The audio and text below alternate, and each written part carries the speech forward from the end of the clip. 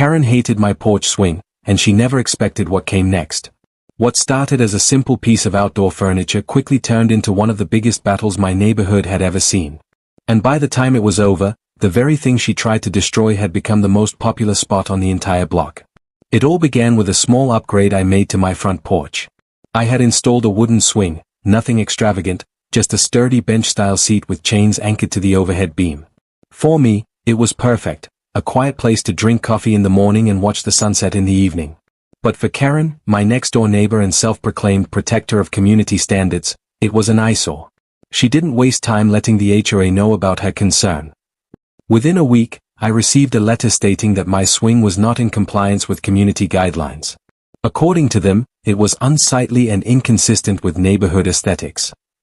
The absurdity of the claim would have been laughable if it hadn't come with a threat of daily fines. At first, I considered fighting it directly, appealing to the board, and proving that nothing in the bylaws mentioned porch swings at all. But then, I realized there was a much better way to handle the situation. Instead of tearing it down or getting into endless arguments, I decided to expand. I poured time and effort into transforming my porch into something spectacular. The swing stayed, of course, but I built around it, adding hanging flower baskets, fairy lights that glowed softly at night, and matching rocking chairs for extra seating. Soon, my porch looked less like a violation, and more like the cover of a lifestyle magazine. The transformation didn't go unnoticed. Neighbors who once barely waved began stopping by just to admire it. Kids rode their bikes up the street and asked if they could sit on the swing for a while. Families walking their dogs paused to chat under the glow of the lights. My porch became a natural gathering spot, and people loved it. The HOA tried to keep up the pressure, but the tide had shifted. Complaints from Karen were drowned out by compliments from everyone else.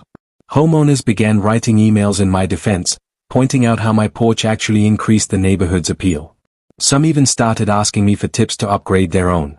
In the end, the board had no choice but to back down. The so-called unsightly violation was now the highlight of the community, and Karen was left fuming on her barren porch while mine filled with laughter, conversation, and life. She wanted my swing gone. Instead, it became the symbol of how one act of petty control backfired into a project that united the neighborhood.